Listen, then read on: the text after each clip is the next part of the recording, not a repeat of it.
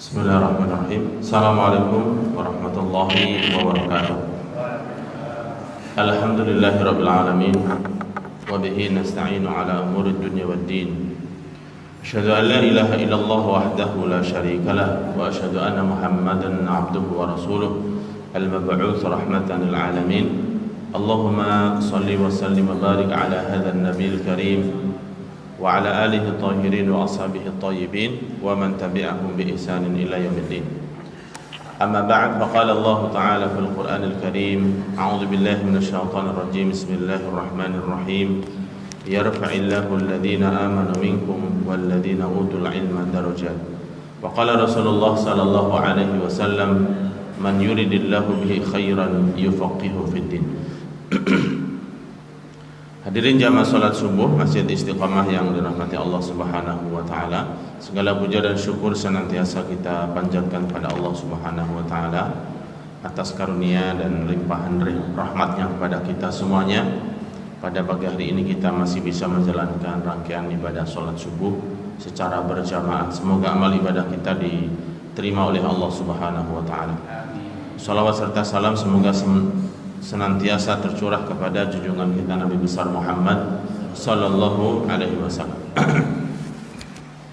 Insyaallah kita akan melanjutkan kajian kitab Fikih Sunnah karangan Said Sabiq. Kita masih dalam pembahasan tentang sholat sunnah. Mungkin ini sudah bagian yang kesekian kalinya. Terakhir kita membahas tentang sholat sunnah tasbih. Ya, masih ingat ya? Semoga masih ingat. Kesimpulannya sholat sunnah tasbih, hadirin sekalian, ini dianjurkan dan riwayat terkait tentang hal itu cukup banyak. Ya, adapun tata caranya juga sudah kita sampaikan. Terdiri dari 4 rakaat, kemudian setiap rakaat ada bacaan tasbihnya. Ya. Kemudian berikutnya hadirin sekalian adalah tentang sholat hajat. Salat hajat ini berdasarkan dari riwayat Imam Ahmad dengan sanad yang sahih dari Abu Darda bahwasanya Nabi sallallahu alaihi wasallam bersabda, "Man tawadda'a fa asbaha al-wudu, thumma shalla rak'atain, yutimmuhu ma a'tahu Allahu ma sa'al mu'ajjalan aw mu'akhkharan."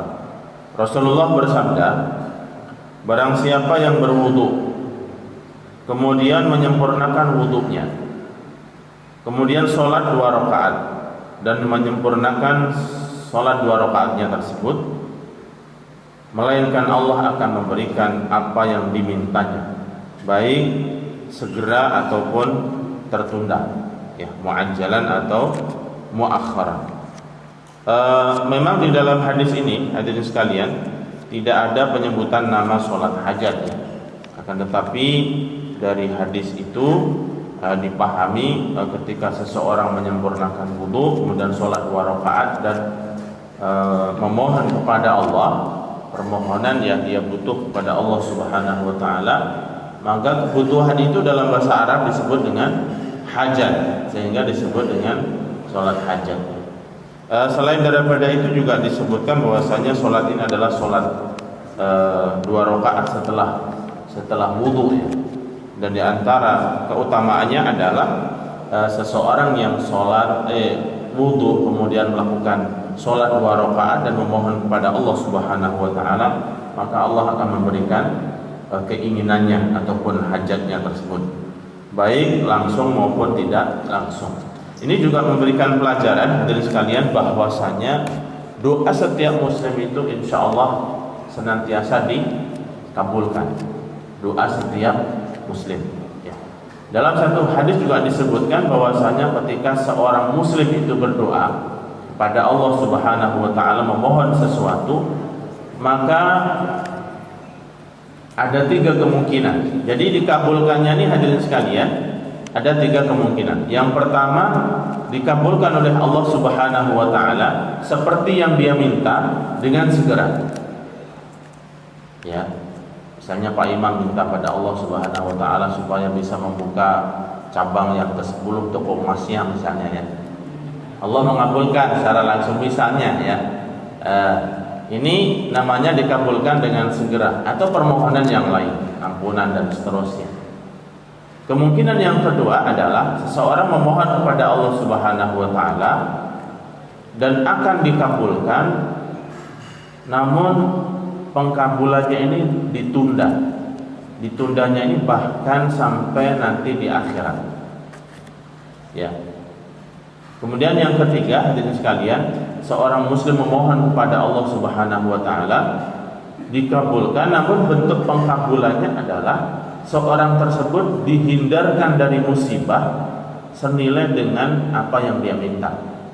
Oleh karena itu hadirin sekalian, dari hadis seperti ini seorang muslim tidak boleh berprasangka buruk kepada Allah Subhanahu wa taala. Hendaklah setiap apa yang dia minta dia optimis dan senantiasa berhusnudzon kepada Allah Subhanahu wa taala. Bahkan di antara hal-hal yang bisa menghalangi terkabulnya doa, ya, hukum asalnya adalah doa itu pasti dikabulkan dengan 3 keadaan tersebut, ya. Namun ada kondisi-kondisi di mana doa tersebut bisa terhalang. Di antara yang menghalangi doa seseorang itu adalah seseorang tergesa-gesa di dalam doanya. Seorang sahabat bertanya kepada Rasulullah, seperti apa orang yang tergesa-gesa di dalam doanya itu wahai Rasulullah? Yaitu seseorang yang selesai berdoa kemudian mengatakan, sesungguhnya aku sudah meminta kepada Allah ini dan itu, akan tetapi tidak dikabulkan. Ya, padahal pengkabulan doa itu ada 3 keadaan. Kemudian berikutnya hadirin sekalian adalah tentang sholat taubat, ya.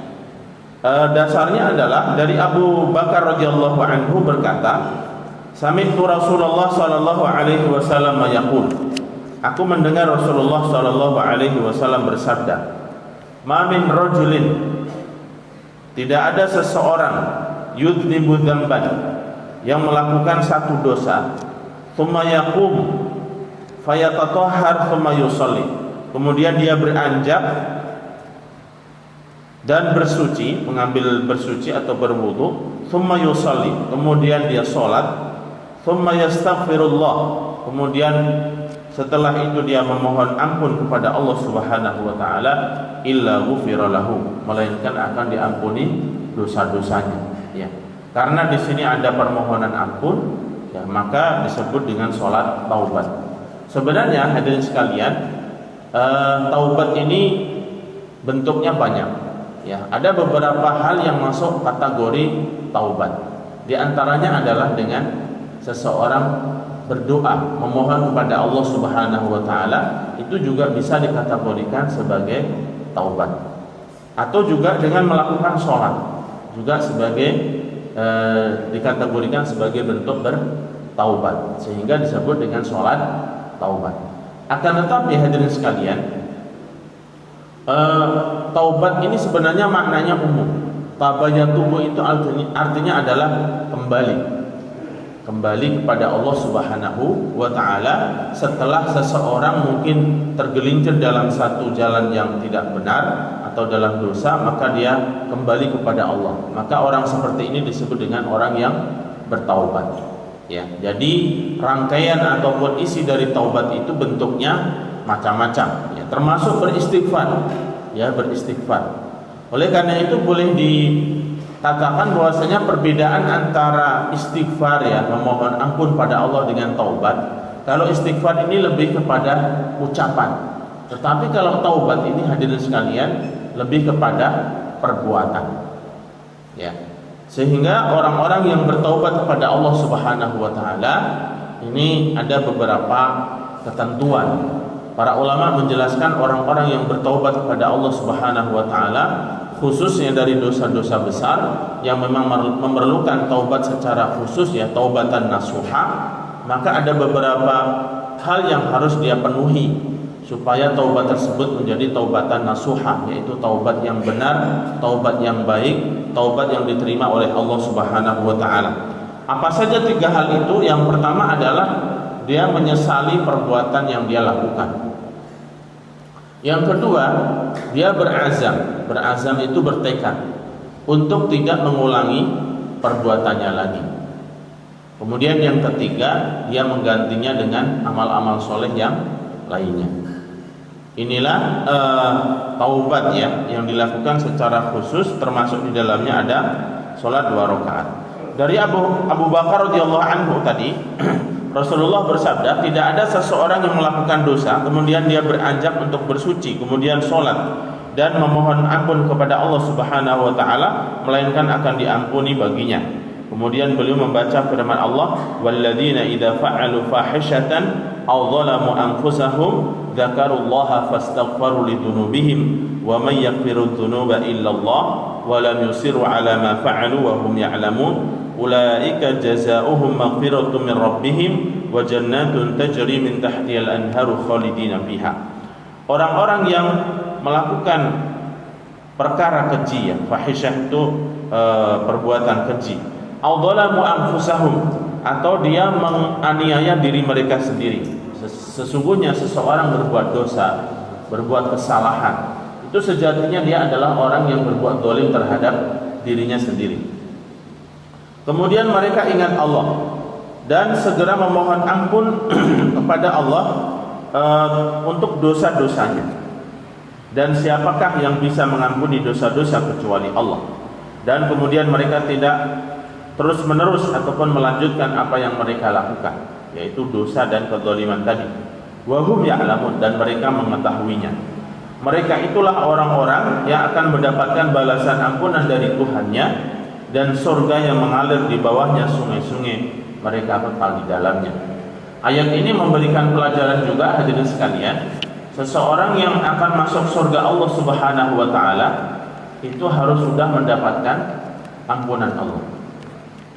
Ya, seseorang yang masuk surga Allah itu adalah orang-orang yang sudah diampuni dosanya oleh Allah Subhanahu wa taala. Karena logikanya, hadirin sekalian, tentu orang-orang yang masuk surga ini tidak dalam keadaan masih berlumuran dosa.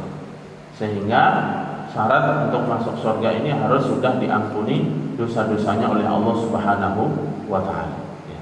Boleh jadi dosa-dosa yang dilakukan itu terhapus dengan amalan solehnya juga bisa jadi. Ya. Oleh karena itu sepanjang sholat kita, hadirin sekalian, hampir di dalam gerakan sholat kita itu ada kita permohonan ampun pada Allah Subhanahu wa taala, mulai dari iftitah ya, kemudian al-fatihah, memohon ditunjukkan jalan yang lurus, kemudian ruku, i'tidal, sujud, duduk di antara dua sujud, semuanya itu adalah doa-doa yang isinya tidak lepas dari kita memohon ampun kepada Allah Subhanahu wa taala. Rawahu Abu Dawud wa Nasa'i wa Ibnu Majah wal Baihaqi wa Tirmidzi wa qala haditsun hasan. Hadis ini diriwayatkan oleh Abu Dawud, An-Nasa'i, Ibnu Majah, Baihaqi dan Tirmidzi, dan Imam Tirmidzi mengatakan hadis ini adalah hasan. Kemudian yang berikutnya termasuk kategori jenis sholat sunat, hadirin sekalian, adalah sholatul kusuf. Ya. Sholat kusuf ini artinya sholat gerhana. Ittafaqal ulama ala anna sholatul kusuf sunnatun muakkadah fi haqqir rijal wan nisa. Para ulama sepakat bahwasanya sholat kusuf ini, jadi penyebutannya, hadirin sekalian, boleh sholat kusuf pakai kaf atau juga boleh sholat khusuf pakai kha. Kalau pakai kaf ini biasanya lebih kepada gerhana matahari. Kalau pakai kha, sholat khusuf itu adalah gerhana bulan. Ya. Ittafaqul ulama sepakat bahwasanya sholat khusuf ini hukumnya sunnah muakkad, sunnah yang sangat ditekankan, berlaku bagi kaum laki-laki dan perempuan, hukumnya sama. Wa annal afdal an tusalli fi jamaah, dan yang paling utama adalah sholat kusuf ini dilakukan secara berjamaah, meskipun boleh dilakukan secara sendiri. Seandainya mungkin seseorang di satu tempat tidak ada sholat berjamaah, sholat kusuf, maka boleh melakukan secara sendiri. Wa in kanatil jamaah laysat syartan fiha, meskipun berjamaah ini bukan merupakan syarat sahnya sholat kusuf.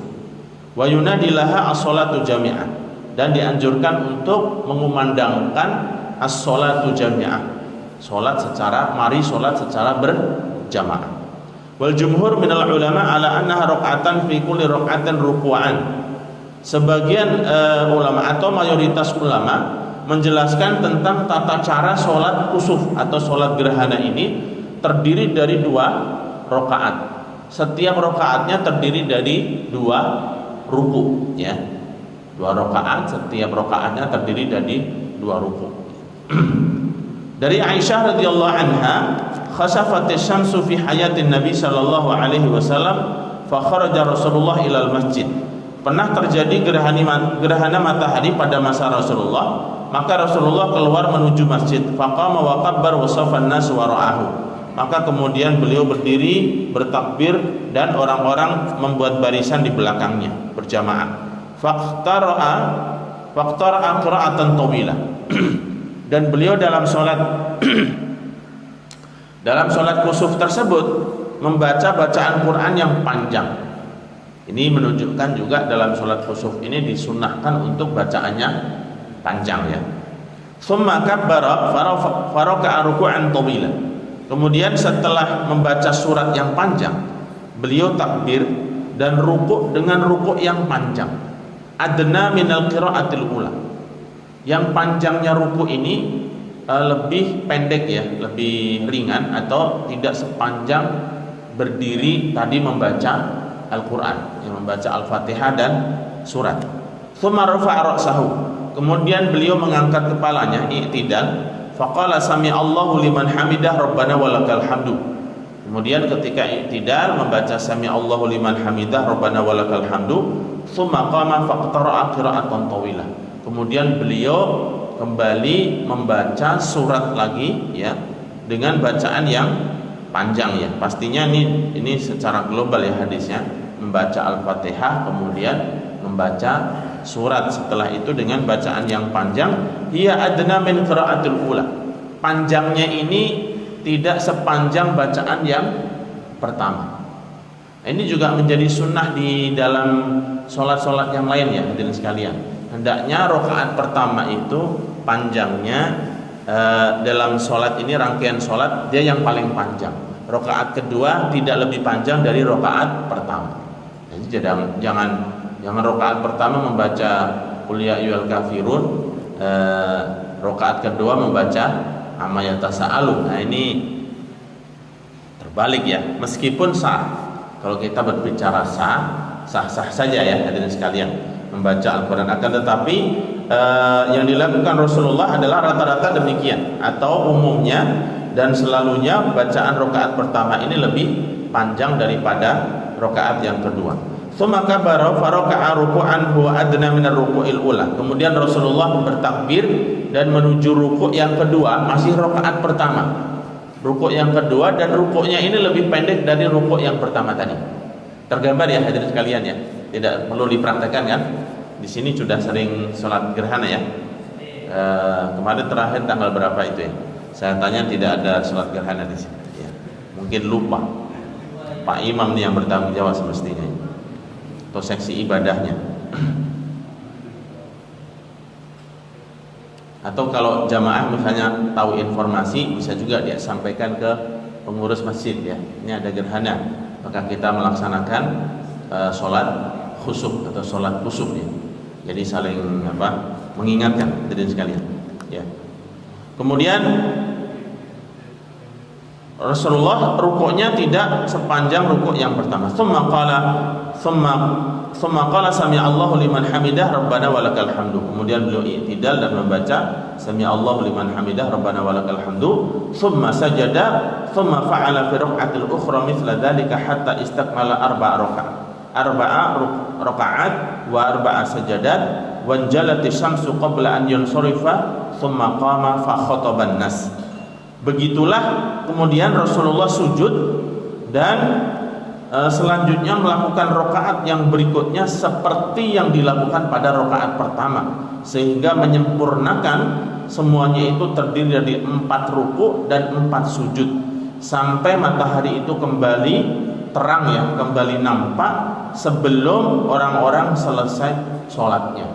Ya, mungkin boleh jadi gerhananya tidak terlalu panjang, atau boleh jadi bacaan Rasulullah waktu sholat itu memang sangat panjang sehingga sebelum selesai sholat itu matahari sudah terang ya. Atau terangnya ini boleh jadi masih separohnya masih dalam posisi gerhana ya, karena memang waktu sholat gerhana itu adalah di saat matahari atau bulan masih dalam keadaan gerhana.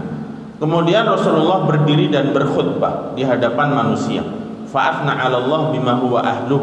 Kemudian memuji kepada Allah Subhanahu wa taala. Ini biasa hadirin sekalian, setiap Rasulullah berkhutbah ataupun berbicara di hadapan manusia, para sahabat saat itu senantiasanya diawali dengan selalu memuji Allah Subhanahu wa taala. Ini juga menjadi sesuatu yang disunnahkan di dalam segala perbuatan kita ya, amalan kita ya, bahkan segala aktivitas kita itu hendaknya diawali dengan memuji Allah Subhanahu wa taala ya.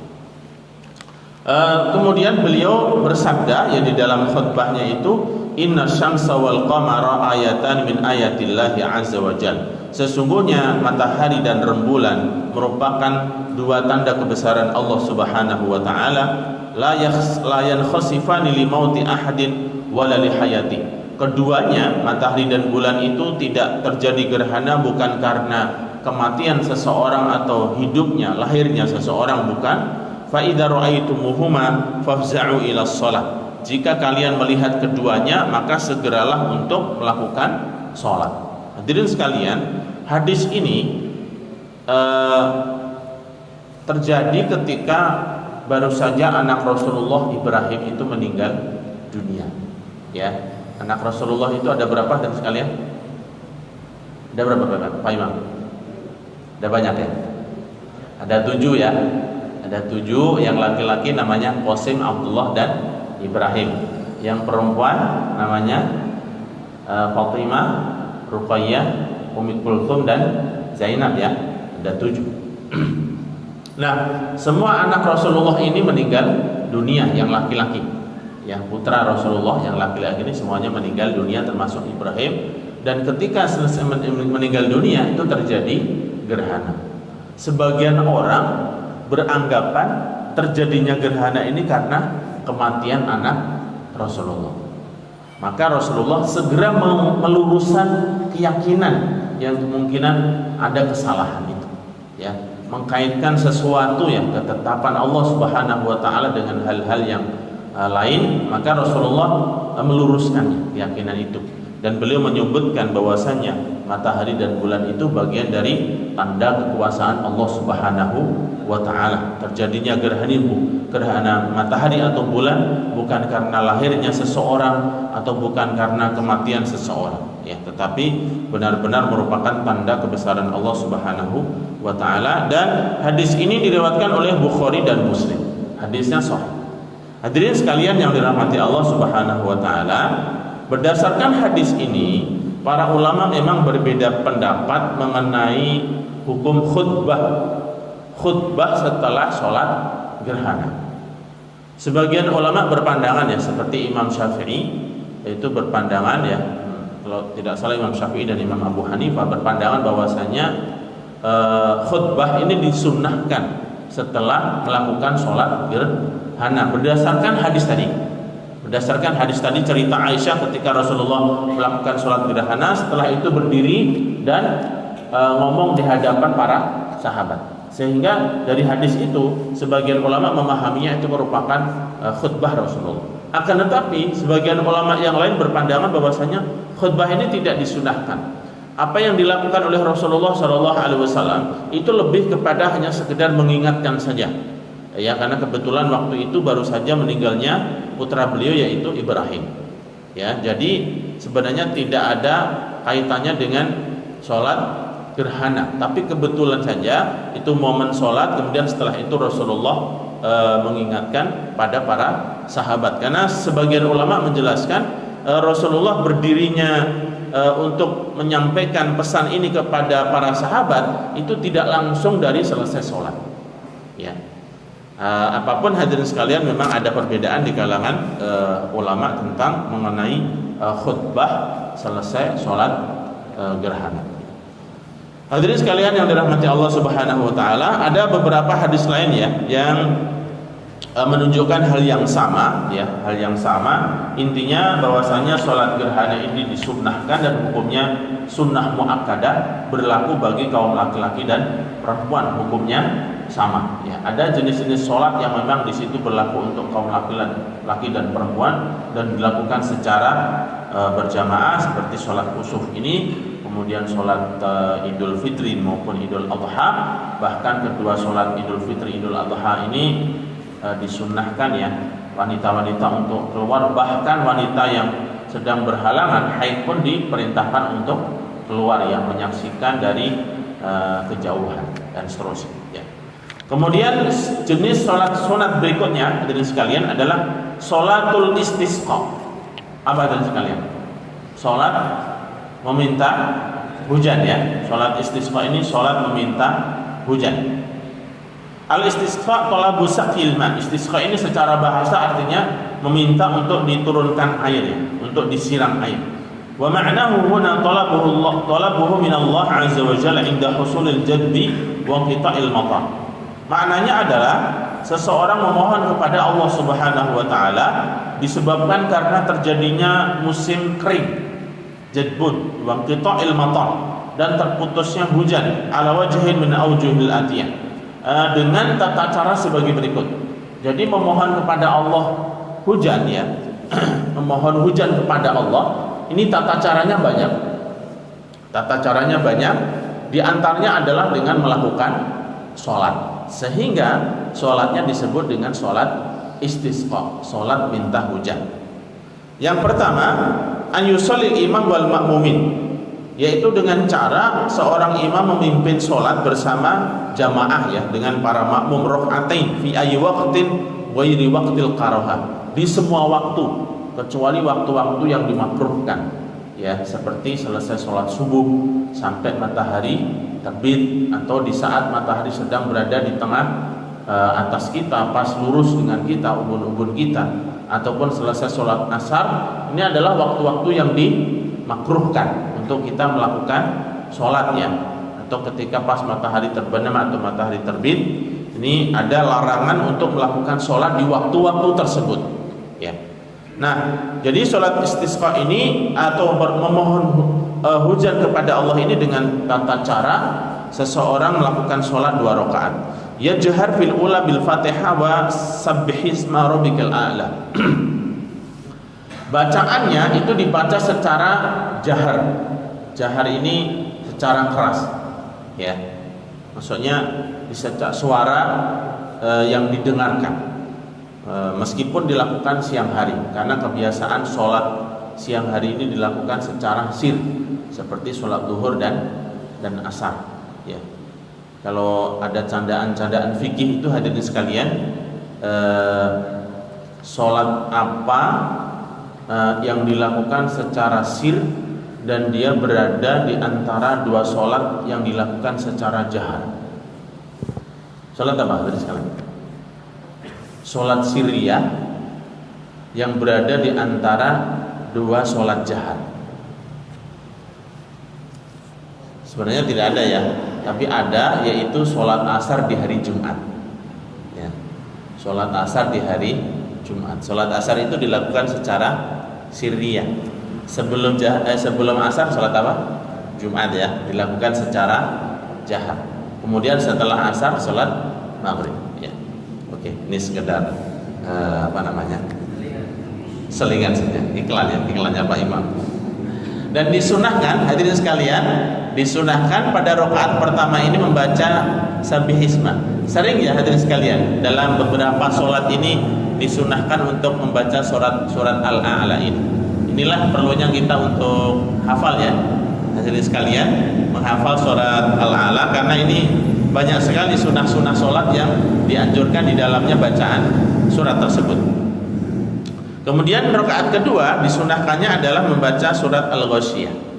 Selesai Al-Fatihah, hal ataka haditsul ghasyiyah. Ya, ini dulu waktu saya di sekolah aliyah ya, waktu SLTA itu, salah satu kelulusannya itu syaratnya menghafal Al-A'la dan Al-Ghasyiyah. Waktu itu menjadi trauma menjadi momok ya, sangat menakutkan karena kayaknya susah sekali dihafalnya.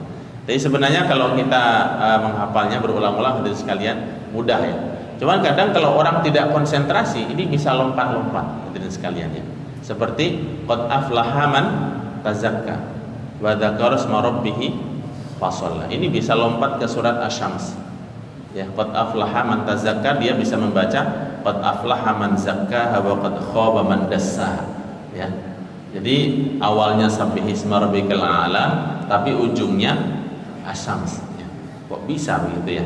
Nah, ini supaya menghafalnya ini serius ya, konsentrasi. Apalagi menjadi imam. Menjadi imam ini biasanya ada unsur grogi dan seterusnya ya. Kalau ceritanya orang-orang biasanya al-kafirun ini mutar-mutar gak selesai-selesai ya. Karena grogi. Atau karena grogi diawur aja ya. Salah benar biarin ya. Dibenerin makmum juga gak tahu mana yang salah.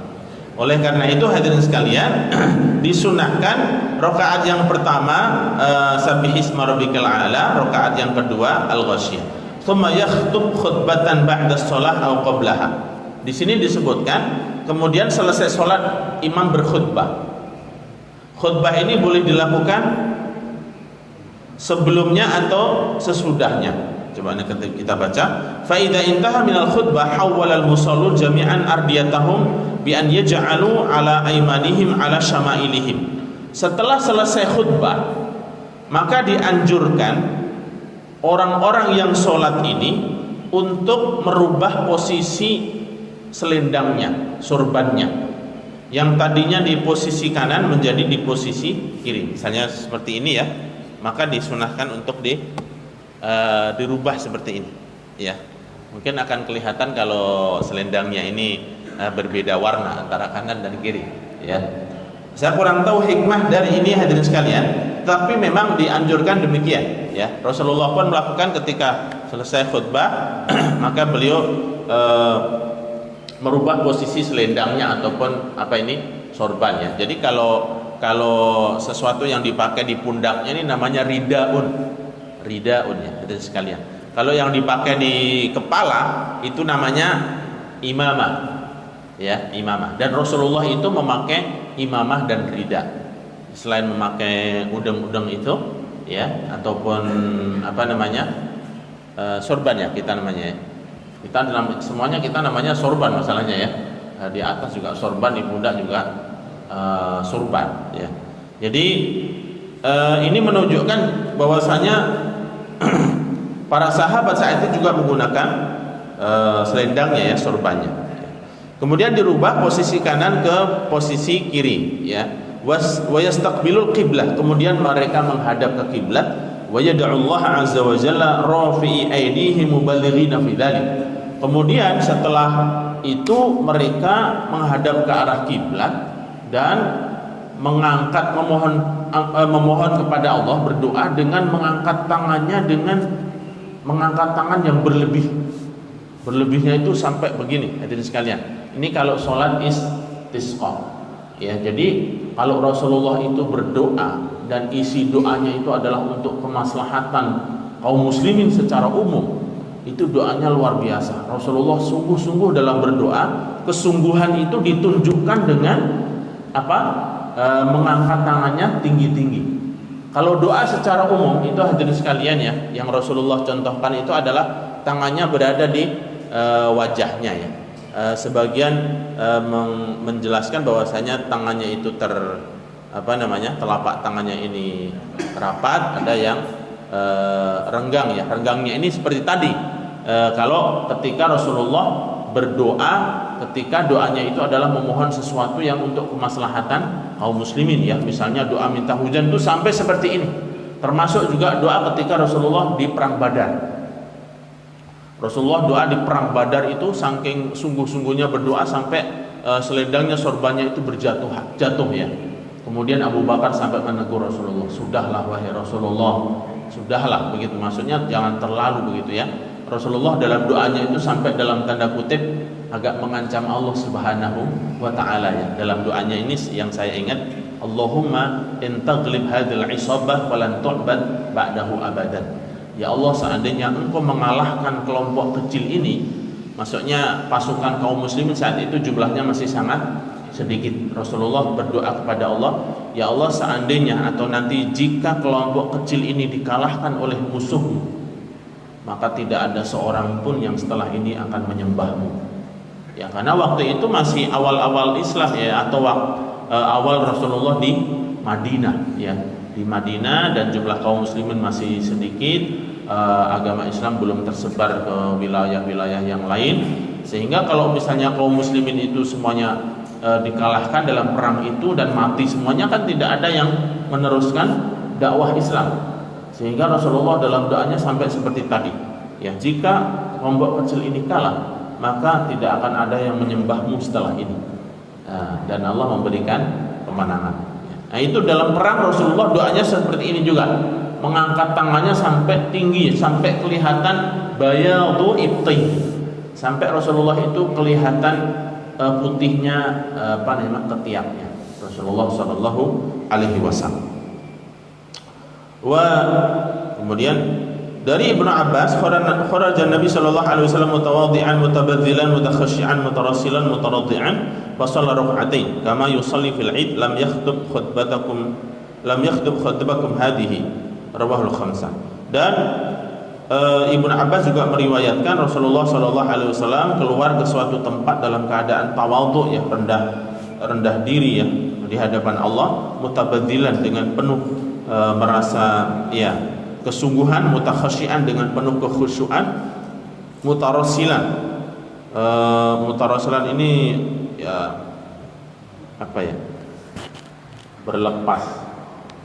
Ya, arsala rusulan ya, mutarassilan ini ya semakna dengan mutakhasyian yang penuh dengan ketundukan, mutadharri'an ya sama dengan penuh ketundukan. Fa shalla rak'atain, kemudian salat 2 rakaat seperti halnya salat salat Id, dan tidak berkhutbah seperti khutbah kalian seperti ini. Rawahul khamsah wa shahahahu Tirmidzi, dan hadis ini diriwayatkan oleh termasuk Imam Tirmidzi. Dan dari Aisyah radhiyallahu anha berkata, syakan nasu ila Rasulillah quhutal athar.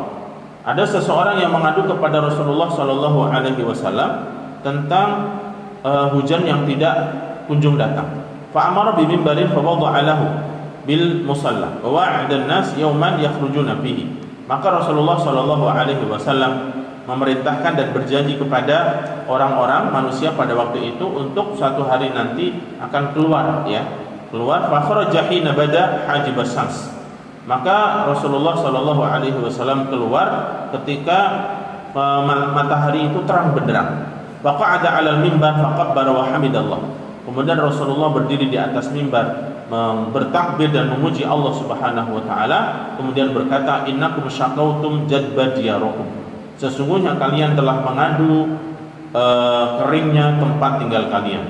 Waqad amarakumullah an tad'uuhu wa wa'adakum. Dan Allah telah memerintahkan kalian untuk berdoa kepadanya, dan Dia berjanji kepada kalian an yastajiba lakum, untuk mengabulkan doa kalian. Tsumma qala alhamdulillahi rabbil alamin arrahmanir rahim maliki yaumiddin la ilaha illallah yaf'alu ma yurid Allahumma la ilaha illa anta antal ghani wa nahnu fuqara anzil alaina al-ghaith waj'alna ma anzalta alaina quwwatan wa balaghan ila hin.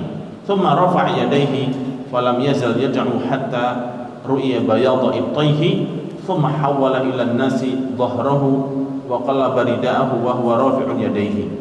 Rasulullah kemudian memuji kepada Allah Subhanahu wa taala, berdoa di atas mimbar dan memohon kepada Allah supaya diturunkan hujan, dan hujannya itu menjadi kekuatan.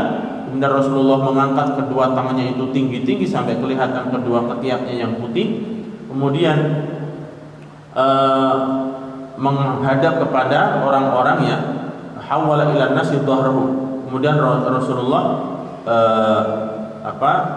menghadap ke kiblat dan punggungnya membelakangi orang-orang yang ada di hadapannya. Baqalla barida'ahu, dan Rasulullah membalik selendangnya dan mengangkat kedua tangannya.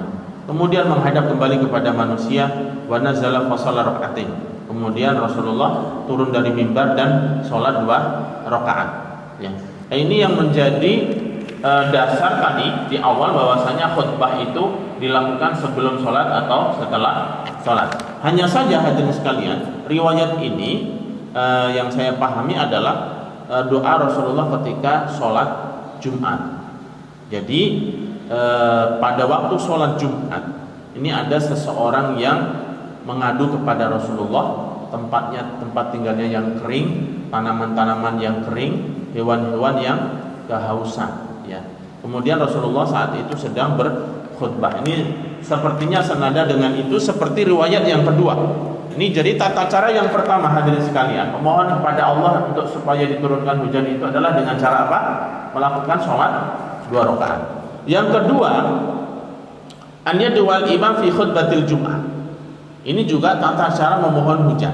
Caranya seperti apa? Seorang imam mengumandangkan doa, memanjatkan doa di waktu khutbah Jumat.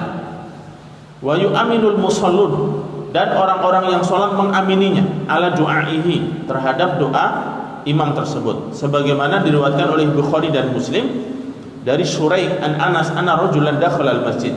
Ada seorang yang masuk masjid yaumal Jum'ah, pada hari Jumat, wa Rasul sallallahu alaihi wasallam qaimun yakhtub. Pada waktu itu Rasulullah sedang berdiri berkhutbah. Waqala, kemudian orang ini berkata kepada Rasulullah. Jadi ketika Rasulullah di tengah khutbah terjadi apa? Komunikasi ya. Laki-laki ini mengatakan apa? Halakatil amwal wa qata'atis subul. Wahai Rasulullah, harta kami telah binasa, hancur. Dan inqata'atis subul ya. Subul di sini maksudnya adalah aliran sungai aliran air telah berhenti. Faj'allaha yughithuna, maka berdoalah kepada Allah supaya memberikan hujan kepada kami. Farafa'a Rasulullah sallallahu alaihi wasallam yadayhi, maka di saat itu pula Rasulullah langsung mengangkat kedua tangannya. Kemudian berdoa, Allahumma aghifna, Allahumma aghifna, Allahumma aghifna. Ya Allah turunkanlah hujan, ya Allah turunkanlah hujan sebanyak 3 kali. Ya. Kemudian qala Anas menceritakan, Anas bin Malik tadi yang meriwayatkan hadis, wala wallahi ma nara fis sama'i min sahabin wala qaza'atin wa ma bainana wa baina sal'in min baitin wala diyar fa tala'at min wara'i sahabatun mithla turs. Maka tidak lama kemudian kami menyaksikan di langit itu gumpalan-gumpalan awan seperti turs. Turs itu seperti tameng yang tapi besar gitu ya. Min dzalika falamma tawassatat as-sama' intasharat ma antarat. Kemudian ketika langit-langit itu menengah ya, membawa mendung itu, terjadi hujan. Wala wallahi ma ra'ayna sabtan thumma dakhala rajul min dzalikal bab. Maka sampai kami tidak pernah melihat matahari sepanjang 1 minggu. Subhanallah. 1 minggu hujan terus. Dengan doa Rasulullah tadi. Rasulullah menyebutkan Ibnu Abbas menyebutkan sabtan, hari Sabtu, karena memang dulu sebenarnya permulaan hari itu adalah hari Sabtu. Ya, tapi kemudian diganti menjadi hari Jumat. Ya. Nah, kami tidak melihat matahari, kata Ibnu Abbas, sampai selama 1 Sabtu, maksudnya 1 minggu ya, 1 pekan. Tsumma dakhala rajul min dzalikal bab. Kemudian minggu berikutnya laki-laki itu masuk kembali dari pintu masjid ya, pada hari Jumat yang sama, ya hari Jumat depannya, dan Rasulullah sedang berkhutbah. Kemudian fastaqbalahu qa'iman faqala ya Rasulullah halakatil amwal wa qata'atis subul fad'ullaha yumsikuha. Wahai Rasulullah, tanaman kami hancur juga ya, hancur karena hujanan ya, maka memohonlah kepada Allah supaya menghentikan hujan. Farafa'a Rasulullah yadayhi, Rasulullah pun segera mengangkat kedua tangannya dan berdoa, Allahumma hawalaina wala alaina, Allahumma alal akam wa dhurab wa butunil awdiya wa manabitis syajar. Ya Allah, palingkanlah hujan ini ke tempat-tempat yang lain, ke lembah-lembah, ke tempat-tempat tanaman. Fa'aqla'at wa kharajna namshi fi sams. Maka setelah itu langsung hujan itu berhenti dan kami keluar dari masjid dalam keadaan matahari terang benderang. Subhanallah ya hadirin sekalian. Doa Rasulullah sallallahu alaihi wasallam ya. Ini tentu berbeda ya dengan doa kita yang orang-orang biasa ini. Kadang kita udah memohon hujan berkali-kali ya, nggak ada hujan ya. Dan kita tidak meminta hujan terus ya hadirin sekalian. Karena memang musimnya di negara tropis ini musim hujan dan musim kemarau ya.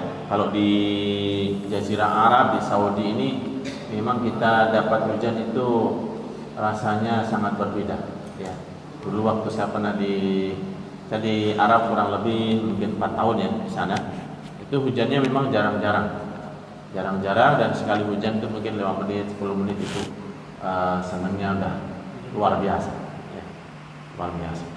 Dan ketika naik pesawat kalau turun di Saudi itu dari atas kan kelihatan coklat merah gitu ya, batu-batu. Tapi kalau turun ke Jakarta, ini hijau ya, berbeda pandangan. Nah, hadirin sekalian yang dirahmati Allah Subhanahu wa taala, jadi itulah tata cara memohon hujan. Ya, bisa dengan sholat, bisa dengan kebetulan ketika khutbah Jumat sang imam memohon kepada Allah Subhanahu wa taala. Adapun tata cara sholatnya sama seperti sholat Id, bukan seperti sholat gerhana. Ya, bukan seperti sholat gerhana. Tetapi sholat seperti sholat Jumat ya, biasa 2 rakaat.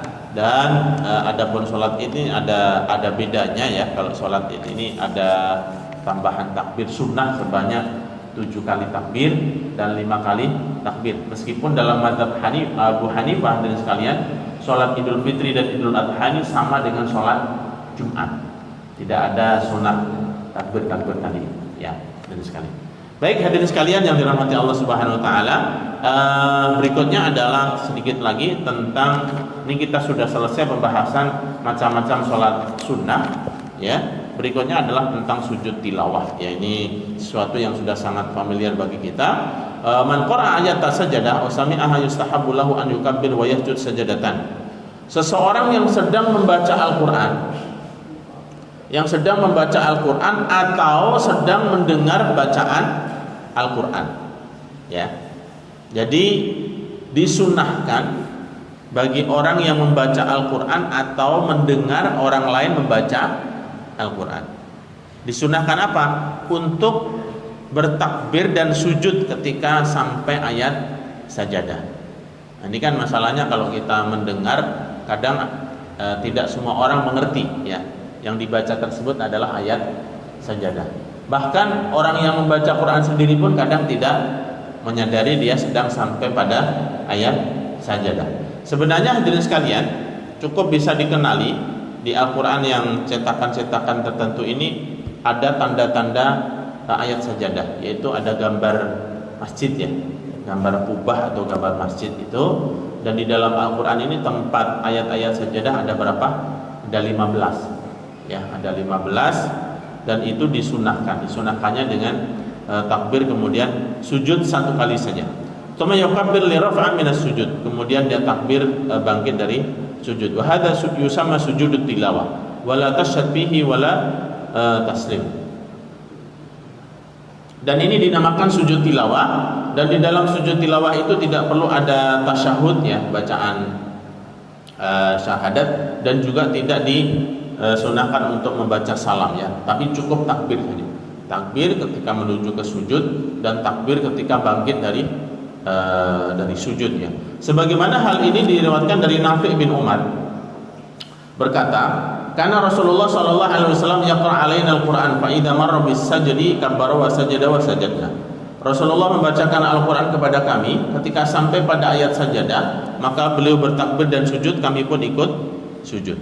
Jadi sekali lagi hadirin sekalian, yang disunahkan untuk bersujud ini bukan hanya yang sedang membaca saja, tapi termasuk yang mendengarkan ya. Misalnya di masjid sini ada 2 orang, yang satu sedang berzikir, satu lagi sedang zikir membaca Al-Quran, kemudian sampingnya membaca ayat Al-Quran dan sampai pada ayat sajadah, kemudian dia sujud. Orang yang di sampingnya ini kalau dia mendengarkan maka juga disunahkan untuk sujud ya. Keutamaannya hadirin sekalian, keutamaannya adalah Rasulullah sallallahu alaihi wasallam bersabda, "Idza qara ibnu Adam sajada fa sajada i'tazala syaitan yabki."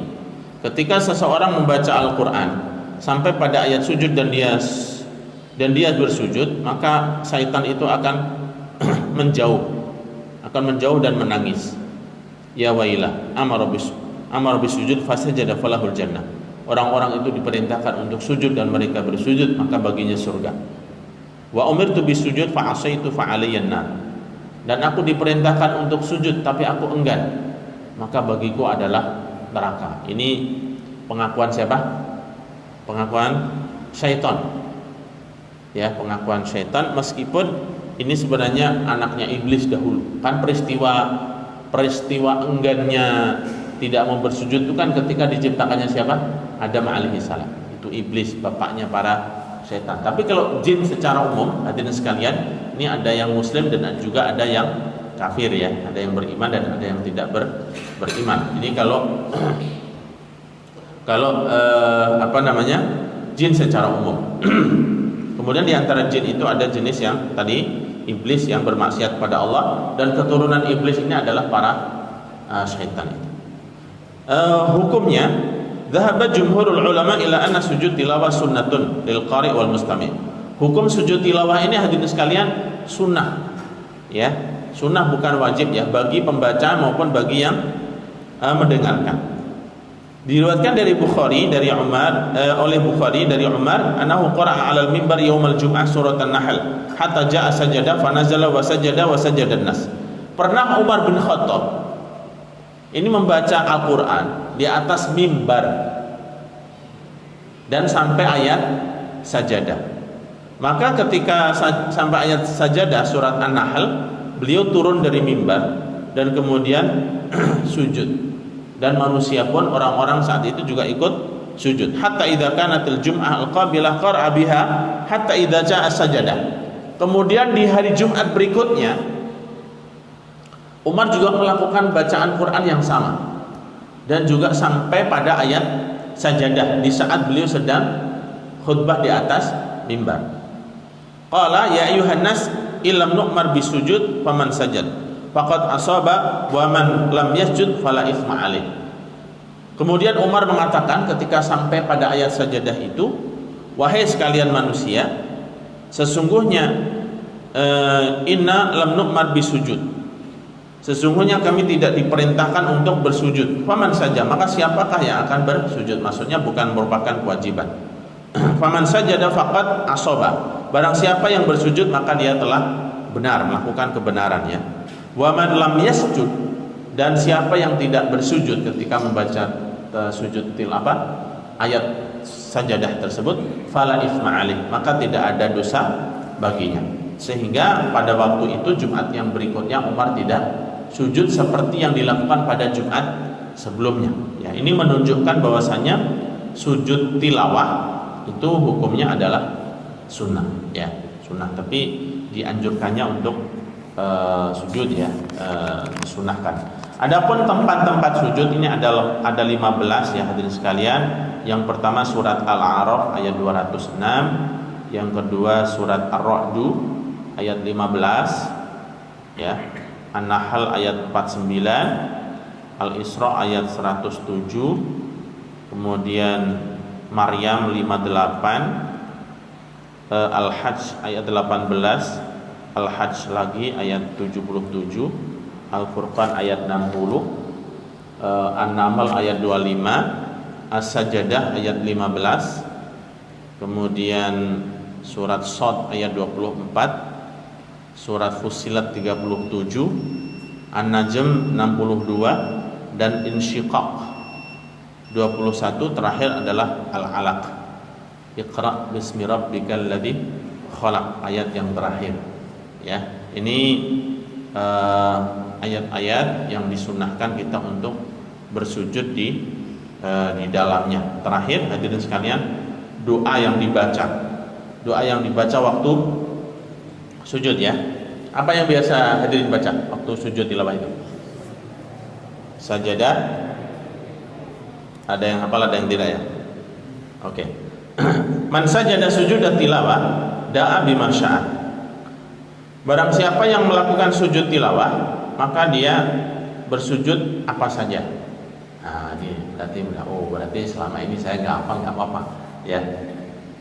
Walam yasih an Rasulillah fi dzalika illa hadits Aisyah. Dan tidak terdapat hadis terkait doa tertentu yang dibaca pada waktu sujud kecuali riwayat dari Aisyah. Karena Rasulullah yaqul fi sujudil Quran. Adalah Rasulullah sallallahu alaihi wasallam membaca doa ketika sujud sajadah, ya, membaca Al-Qur'an. Apa bacaannya? Sajada wajhiya lilladzi khalaqahu wa syaqqa sam'ahu wa basarahu bihaulihi wa quwwatihi fatabarakallahu ahsanul khaliqin. Dalam riwayat lain ada sajada wajhiya lilladzi khalaqahu wa sawwarahu wa syaqqa sam'ahu wa basarahu bihaulihi wa quwwatihi fatabarakallahu ahsanul khaliqin. Ya, wajahku bersujud kepada Allah yang menciptakannya dan yang memberikan pendengaran dan yang membuka penglihatan dengan segala daya dan kekuatannya. Maha besar Allah dengan apa yang diciptakannya, ya, sebaik-baik pencipta. Maha besar Allah, atau ya, maha besar Allah sebaik-baik pencipta. Ya, bagi yang tidak hafal nanti silahkan dicari di googling, banyak ya. Googling itu sekarang sudah menjadi alat untuk mencari apa saja, ya. Cari doa sujud tilawah, nah, itu pasti ada, ya. Sajada wajhiha lilladzi khalaqahu wa sawwarahu syaqqa sam'ahu wa basarahu bihauli wa quwwatihi fatabarakallahu ahsanul khaliqin. Baik hadirin sekalian yang dirahmati Allah Subhanahu wa taala, itulah beberapa pembahasan terkait sholat sunnah dan sujud tilawah. Sedikit saya ulangi tadi. Sholat sunnah yang kita bahas pada hari ini adalah sholat sunat hajat, sholat sunat taubat, sholat sunat kusuf atau gerhana, sholat sunat istisqa, minta hujan, dan sujud tilawah. Semoga mengingatkan kita kembali tentang bab ini, ya, bagi yang sudah familiar, menguatkan pengetahuan kita kembali terhadap permasalahan-permasalahan terkait. Demikian yang bisa saya sampaikan. Mohon maaf atas segala kekurangan. Aku qouli hadza, astaghfirullahaladzim. Sallallahu ala nabiyina Muhammadin wa ala alihi wa sahbihi wa sallam. Walhamdulillahirabbil alamin. Alhamdulillah, saya memberkati para Ustaz Imam Sindoko yang telah menyampaikan pelajarannya pada pagi hari ini terkait masalah sholat sunnah. Semoga apa yang disampaikan ini akan menjadikan pelajaran untuk kita.